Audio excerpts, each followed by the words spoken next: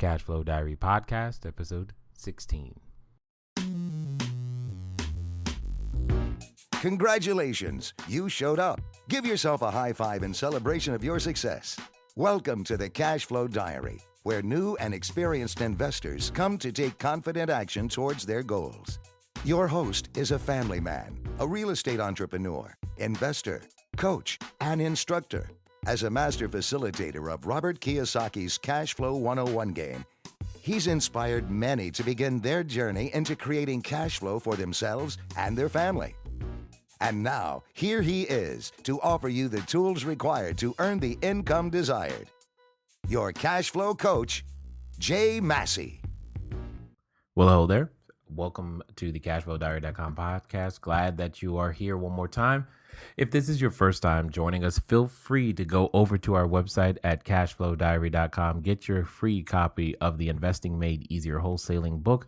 It is a manual more than it is really a book on how to get wholesaling done in today's market conditions and environment so that you have the ability to go out there learning how to buy property and sell property using none of your own money or credit. It's totally how I started in this real estate business, and I just explained it to you completely free. So put your email in a box, you start receiving your ebook immediately, and just go through the process. And on the other end, let us know how you succeed.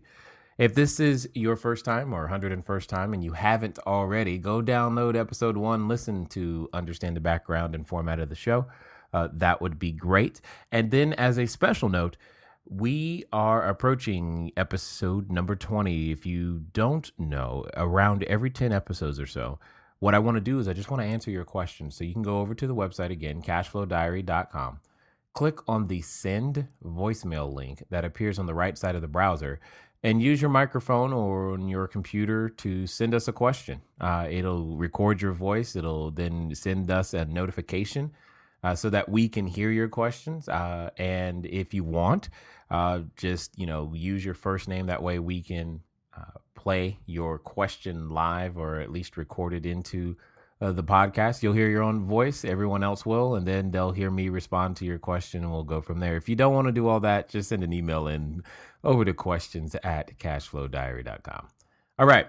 Today, we're going to talk about what to do during due diligence, right? You hear that, I've got to do my due diligence. We're definitely going to, break that down. We're going to talk about when does due diligence start? What is it? Why do it? And sometimes you find stuff during due diligence. And we're definitely going to talk about what to do or what the appropriate response is. And then as a special bonus for all of you guys, I'm going to give you what I believe to be one of my most powerful and special clauses that I like to use to be able to go and help during the due diligence period or get the longest due diligence period that I have learned that you can possibly get on nearly any transaction, which has helped us more than it has hurt us time and time again. And it's a very reasonable request. One of the things that I want to make sure that we do cover on this, obviously, is the cash flow quote. And here it is. Learning is not attained by chance. It must be sought for with ardor and diligence. Ardor and diligence. And that comes to us from Abigail Adams. Now, she's from way back in 1744 to October 28th, 1818. You may recognize the last name more than you do her first name. She was the wife of John Adams, and as many of you may or may not know, the first vice president, second vice president, which would make her I love the way this is. If you look at this, I like this. She was the second lady of the United States and the second first lady of the United States of America, and the mother of John Quincy Adams, which eventually became the 6th president of the United States. So she clearly has learned a lot just from her life. And she says learning is not chained by chance. So sometimes we feel like our accomplishments have something to do with luck, and I strongly disagree. And because learning must be sought after. You can't just hope learning happens. It's something that you seek, and if you don't seek it, then it doesn't come. One of the things that we like to do from time to time is we like to take a dip in the news. We haven't done this in a little while, and I found an interesting article that came to me by my wife, and I want to share it with you. So, if you're not familiar with the process, what it is when you take a dip in the news, the whole idea is I don't want you reviewing the news for the sake of, just reading or watching anything, because there's very little that's out there in the news that is helpful for most entrepreneurs and most of us. Here's what I'd like you to do, and this is what the letters DIP stand for. You're going to take the information from a data stage to information to interpretation. Data, information to interpretation. So it's like, okay, cool. Give me the data. Let me turn it into information. What does it mean? And then it becomes, what do I do? Interpret it. What do I do? Once I've read the data, made meaning of the data, and then interpret the data to determine what I need to do about it, then it's all about going out there, getting it done. And this is a process that I use all the time to help me make sense of why on earth am I reading something? Why on earth am I listening to a podcast in this particular case? So I want you to take this data. And here's a simple example. It was on Forbes.com. The article, I love the title. The article was, Does Pride Sabotage Your Success? It was on July 10th, 2003. I believe the author's name is Margie Worrell. So you can look up all those types of things. Does pride sabotage your success? And at the end of the day, one of the things that the author happens to bring up is the idea that, sometimes we won't take a job that's quote unquote beneath us. We have this mental attitude that if it's beneath us or we're above something. One of the things that I think is very important about that concept is understanding that just because you've had experience in one other area doesn't mean that just because you switch to a new area that you should somehow start at the top. With that in mind, one of the things that I often teach and say is that you do your first deals for experience, not profit, because occasionally we can get fooled by ourselves and saying, hey, we're worth more, we're worth this, we're worth that, I'm entitled to this, I'm entitled to that. And the truth of the matter is have we learned to create value in the space in which we're seeking income or profit from now? And if that's not the case, then maybe it is appropriate for us to start at the bottom. And I want you to go check that article out. So here's some of the questions that I want you to think about as you go through that article. So what do you do with this information? One of the questions that I was asking myself is, in what ways do I allow my own pride to limit my personal growth? For those of you who've been following the blog, I wrote an article about how your income and personal growth are intimately tied together. So I just don't believe until you grow personally, your income won't grow. You're just not able to handle and have the level of responsibility required to make all those things work. Some of those ways I've seen others and myself allow pride to limit our personal growth is by saying things like, I don't need to read that book, or I don't need to go to that seminar, or even more famous is I have a college degree, or I'm, do you know how long I've been in this industry? I don't need to start there. Tell me the real stuff. I get that one a lot when it's someone looking to, switch careers, etc. And another one that tends to get in our way is, my friends will ridicule me if they find out what I'm doing. So we don't tell anybody, which completely sabotages our chance of becoming an entrepreneur, because if by default, we got to let people know. We got to use the word promote properly and let people know who we are, what we're doing today, so we can establish a new brand among them. All of those things get in the way of limiting your personal growth, and it ultimately limits your income because no one knows exactly what's going on, or you're not willing to do your first deals for experience and not profit. And so I also like to ask myself about solutions. So one of the questions was, whom do I see in my life that's an example of overcoming pride and make progress towards what they want? Because that's usually an indication that that person or individual or groups of individuals have a way of dealing with this. It's not like it's not common to them.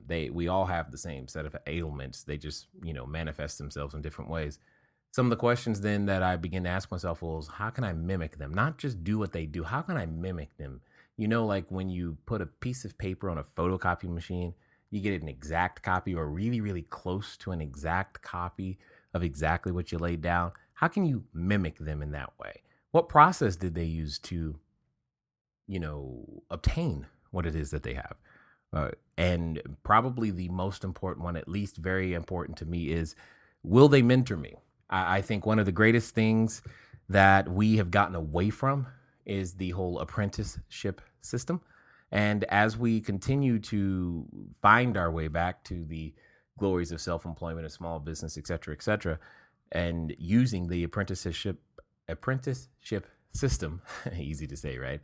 Then I think, a lot of those things will be seen, because it wasn't that long ago, when you were 12, 13, 14, 15, 16, et cetera, you worked with your parents and you worked for experience, not profit. And you got to learn and see how all of that worked together before you actually had the need or, for a higher salary or monthly income, et cetera, et cetera. You had valuable skills that the marketplace rewarded with cash, et cetera, and you got to trade value for value, and it made it very, very easy for you to go out there, or at least easier, in my opinion, for you to go out there and take on the world. So, anyway, take a dip in the news. Read the article. Turn everything that you hear and see in that article into some usable information, possibly some questions like you heard here, and then interpret it. Decide what you're going to do now that you have this information. Don't just read it for the sake of reading it, but interpret it. Make decisions upon it. Change the direction of your life, the direction of your thinking, the direction of a friend's thought, the direction of ways that you're looking at an investment, et cetera, et cetera. All right. And speaking of investments, we're going to talk now about what to do during due diligence. So one of the things that I think about when I think about due diligence that's kind of important that most people may not see is, when does due diligence start? And for me, in my opinion, when I'm, in the middle of negotiating a transaction, et cetera, due diligence begins from the moment I first contact the seller. From the moment we are first in verbal two-way communication. And I was very specific about that. I said verbal two-way communication. So it doesn't necessarily have to be in person, but I do want it to be verbal two-way communication. So if you want to, use Skype or Google Hangout or just a cell phone call, or even meet them at Starbucks or a coffee shop or something, that's fine. But from the moment you first contact the seller, in my opinion, is when the due diligence period really begins, even though on the contract it's going to say other things. The point is that that's when it begins, because part of due diligence is understanding the seller, understanding who it is that you are dealing with, and more importantly, purchasing from. This becomes even more important, especially today, especially right now, because especially if you're wanting to learn how to do deals using very little, if any, of your own money or credit. One of the things that you must become proficient at, in my opinion, is the art of seller financing. And I don't know if it's an art, if it's in science, it doesn't really matter. The point is, you must become proficient at it. And at this stage, I've been able and fortunate to have done, I don't know, a couple hundred maybe, at least 100 for sure, buy and sell transactions, and many, many more buy and hold transactions. And anytime that the seller is still involved, i.e. the seller financing, one of the things that you want to make sure that you do is that you understand who it is that you're dealing with, because just because they're carrying the financing doesn't mean that they should. I mean, yes, it's good for you. Yes, you get it's more flexibility and all these other things, but part of the due diligence is the other person, you on the other side of the table. Now, the technical term for this could be counterparty risk. Okay. So if you've not heard that term before, sometimes you get around people who have a whole bunch of letters after their name and they start talking about things like counterparty risk, which, is good, great. It makes it, sound all intelligent. But if you don't know what it is, and sometimes we don't want to ask the question, well, that's an issue. So counterparty risk. So remember that your counterparty, it's the party on the other side, is a risk to you.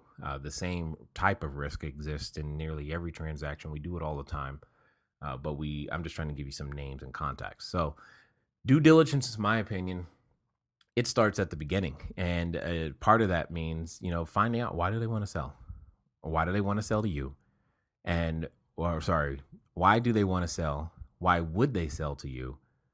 And why do they need to sell now? What is all of those things? All of those things are things that are risks to you that you need to understand in order to make that happen. Another piece of due diligence is just understanding what due diligence is in and of itself. Now, being an entrepreneur, we are typically naturally optimistic about the future and just saying, hey, you know what? It's going to get bigger, it's going to get better, it's going to get brighter. So let's just go for it. And we tend to ignore things. So here's the thing. I am not telling you to suddenly turn into, negative Nelly. But what I am saying is that during the due diligence process, it is your absolute sworn duty to find everything that is wrong and all the reasons to not buy it. That doesn't mean you don't want to buy it. It means it's time to ignore the fact of all the potential profit and all the potential, jobs you can create and all the potential good you can do, et cetera, et cetera. It is time to find out everything that you could be possibly afraid of. This is the best time to be the most skeptical about anyone and everything and anybody who made a promise to you in any way, shape, or form, from your vendors and your contractors to the, and depending on the size of your deal, right? You've got other people. What if you need, zoning, changes? What if you need variances with the building? And what if you've got to deal with ordinances or maybe even code enforcement? All of these things are things that you must become proficient at, depending on the size of the real estate that you're doing, etc. But you just got to be comfortable in your own skin, understanding that right now my job is to find all the reasons that you would not buy. And when I say this, one of the things that you should do, in my opinion, is to rely on others, right? You should use other people because they look at things differently. As an entrepreneur, you look at things one way. For example, I can take myself, my CFO, COO. We can all go to the same exact property. We can all look at the exact same profit and loss statement. We can all look at the exact same rent roll. And if we lined up all the tenants in a row and we all looked at them, each one of us would come away with a different perspective because our responsibilities, the way we view the world, is completely different. My operations person, she tends to look at the world from an operations standpoint, which is, completely fine. That's her job, right? She's managing the risks. She's managing expenses. That's really what she's supposed to do. And she does a great job. So, when she looks at a building, she starts thinking about insurance costs and how to collect and how to run it and how to make sure, processes are smooth, with the management team and construction team and the construction manager and everything that goes along with it.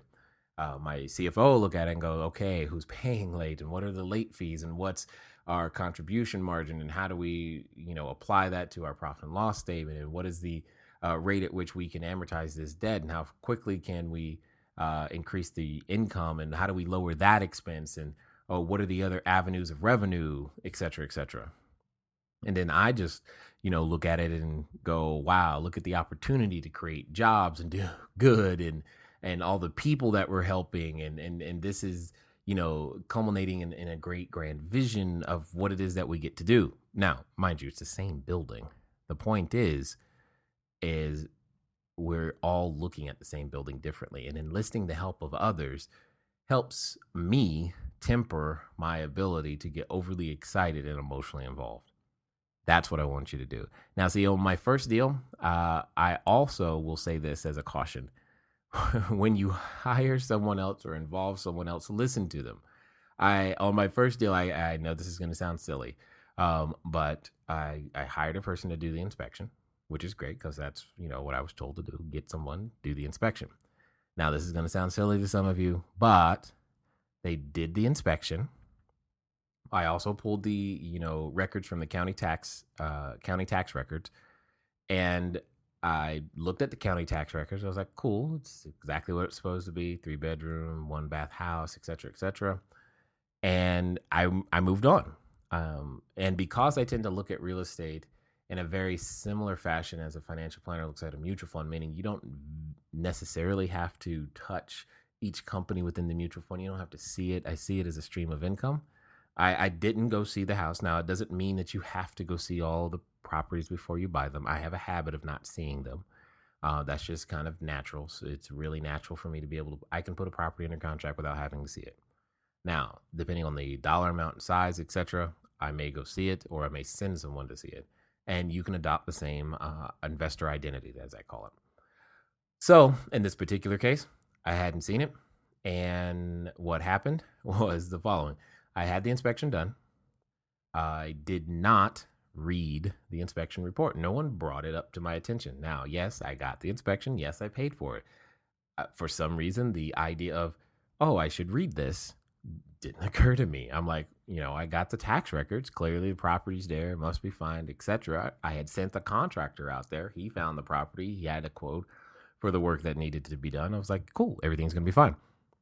Well, turns out that it was a 2-bedroom, 1-bath house, not a 3-bedroom, 1-bath house. And I learned something very valuable. County tax records can be wrong. Now, some of you probably already knew that, and that's very basic, but I'm just saying, the point is, when you are focused on being overly optimistic, you can make a mistake. It was my first deal. I was just excited. We were still squatting in Bacon property, and I'm just like, wow, I don't know how this is going to work. I'm just so amazed that this is working and people are taking me seriously, and I wrote a contract. All this other stuff was going on at the same time.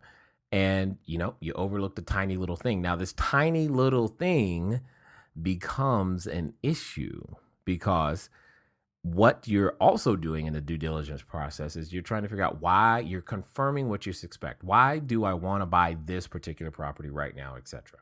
So those are questions that you're answering. Confirm what you suspect.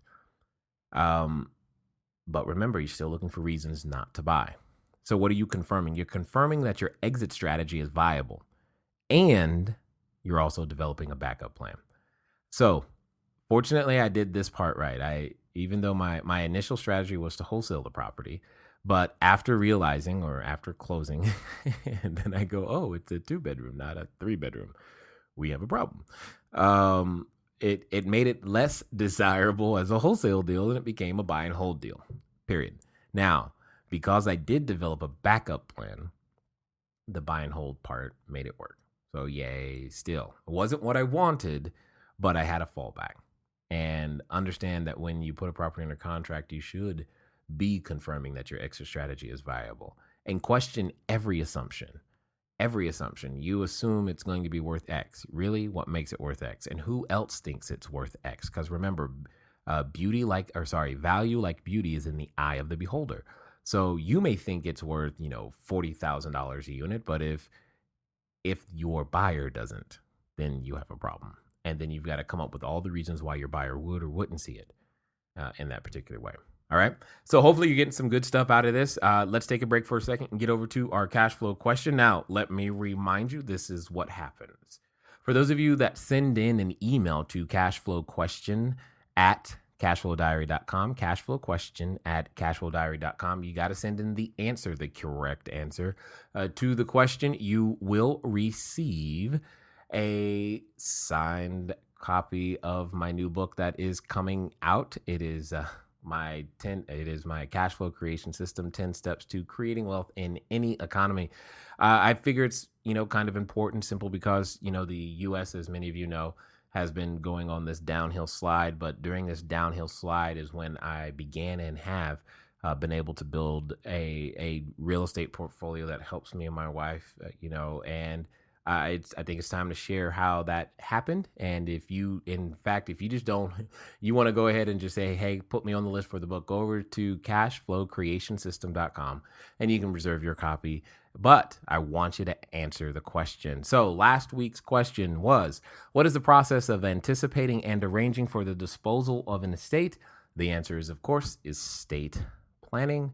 Estate planning. It's a process that, you should do early, often, and revise and keep up with either with your spouse or significant other, so that you have the ability to make sure that after you go through this process of becoming this person, that everything goes exactly where you want it to go for the reasons you want it to go there, so that someone else doesn't make the decisions because they probably don't think like you and wouldn't do what you think is best. And this is one of the best ways that we currently have of implementing these types of controls.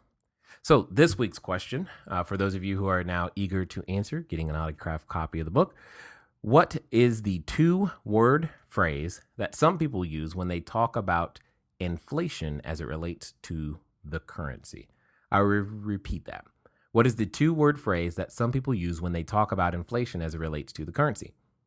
Okay, so send in your answers to cashflowquestions@cashflowdiary.com, or if you'd like, feel free to hit the send voicemail link on our website.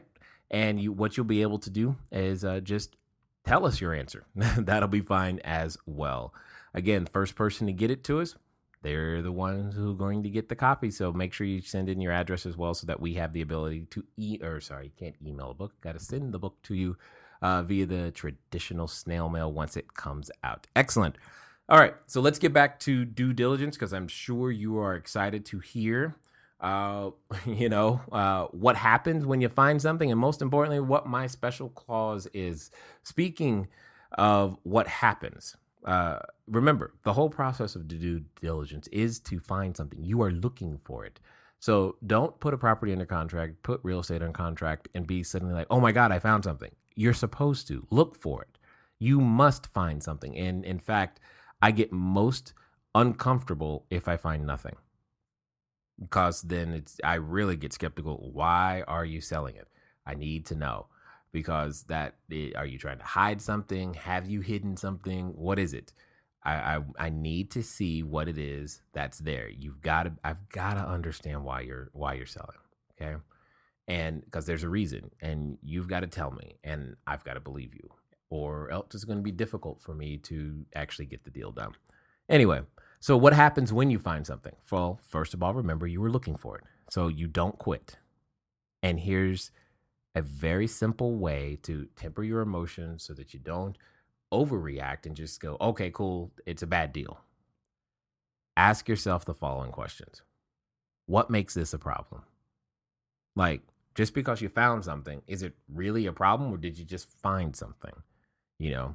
Sometimes, like on an inspection report, simply, again, depending on the detail of the inspector, you'll find things like gutters are clogged. Okay. You may not have ever dealt with a gutter because you may not actually have gutters in your geographic area, but you're like, oh my God, the gutters are clogged. The world is over. No, okay. What makes this a problem? Well, it makes it a problem because now the water might not be able to come off the roof when it rains, and all this other stuff may happen. Okay, cool. Now you understand what the problem is. Then you ask yourself, well, can that be solved? Well, obviously, you just got to clean the gutters, right? In this particular case. So the answer is yes, it can be solved. Then the next two are probably the most important. Am I willing to solve it? Just because there is a problem, it doesn't mean that you must assume responsibility for it. Sometimes you may be able to renegotiate and get the seller to solve the problem, or sometimes it may be better. You just may not want to solve the problem, regardless, period. You just don't want to deal with it for whatever your reasons may be, and it's completely fine. However, what is not completely fine is saying, well, I don't want to deal with it because I don't know how to do it. Well, by default, you shouldn't. The point is that there are people for that who do know how to deal with it, and it becomes your job to go out there and find them. Then the last question is, am I the best to solve it? So to be the best to solve it doesn't mean that you actually have the skill sets or even that you've solved it before. It just means, are you willing to put the systems and structure in place that can and will permanently solve the problem? Not put a Band-Aid on it, but permanently solve the problem. And sometimes that's going to be a cost-benefit analysis. Is it worth actually doing all the work and getting the capital together and spending the money to solve that particular issue? So just because you find something, don't quit. Just know that that's part of it. That's what you're supposed to do. Ask the questions, take yourself to the process, and you'll be able to come up with an answer of should you continue or should you stop.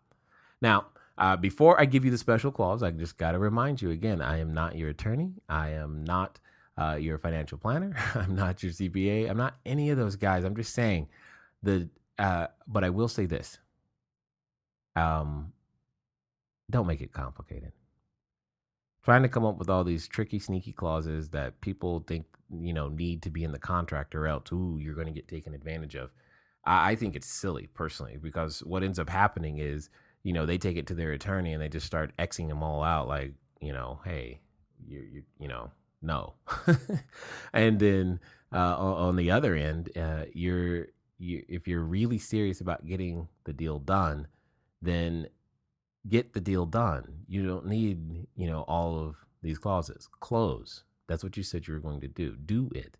Unless for some reason during the inspection period or during your due diligence, something comes up and you're like, I don't want to deal with that. Like, remember, like I said, am I willing to solve it? Am I the best to solve it? So I keep it simple, subject to inspection. Very, very simple. I like to inspect the property. I want to inspect the seller. I also want to inspect any financing that may stay in place or any financing that we need to negotiate. So I want to see the notes, the trust deeds, and their mortgages, etc. Here's one that I did forget on my very first deal. I forgot to inspect the escrow account, because inside this particular transaction is that the taxes and insurance were escrowed. And I got a surprise on closing when I found out that there was a negative balance. And because of the way the contract was written and the way things were done, I ended up having to come to the table to cure the negative balance. Long story, but hey, I learned from it, and now you do too. And here's probably the one line that helps me out and my team out the most, is that when we're putting in a contract, one of the things that, can become a point of contention is, how long do I have to actually do this work or inspection period? And sometimes sellers get nervous about the whole, oh, you're just trying to stall or drag me out if you're, I need 60, 90, 20, 200 days, whatever. Well, what I have found that has cured that for me is I give you, they say, well, you got to have a 5-day inspection period. Great, no problem. 7-day, great, no problem. Doesn't bother me. The only thing I ask is, and here it is, especially when we're talking verbally, the only thing I ask is that the inspection period does not begin until you have received written notification from me that I have received from you all of the documentation that I think is necessary for me to do my due diligence. If they're agreeable to that, then there you go. Because the inspection period won't even begin until they have given me everything that I need, period. And I like that because that puts a lot of pressure on them to get everything that I'm asking for. It also puts pressure on me to make sure that I ask for everything that I could possibly need. I love that. So, and, to that effect, we've developed an Excel sheet that we tend to use to make it very, very easy for us to not forget something. And we just run off a quick checklist so that we have all of the documentation. And here's the key point. When you're sending in for the list of things that you want, just because they don't have it, you still want them to acknowledge that they don't have it. Say, we don't have it. A simple "we don't have it" is fine. Just because I asked for it doesn't mean you have to have it, but it does mean you have to acknowledge that I've asked for it. And more importantly, you've got to acknowledge that you don't have it. I want that documentation. So hopefully those things tend to help you as it comes to due diligence. And now you know a little bit better of what to do. In summary today, I just want to say that due diligence is a process, just like anything else. It's a new skill set. You've got to learn how to do it. And also know this, you're not going to catch everything, and that's okay. You do, however, need to catch the major things. And probably the most important thing I can say is I don't rely solely on your interpretation of all of the due diligence information that you get. I mean, we only know what we know, and we don't know what we don't know. And it's the thought that because we don't know something, because I don't know something, because you don't know something, then therefore it must not be a problem or it can't happen. Well, when we do that as investors, we get into trouble. So simply don't do that. Until next time.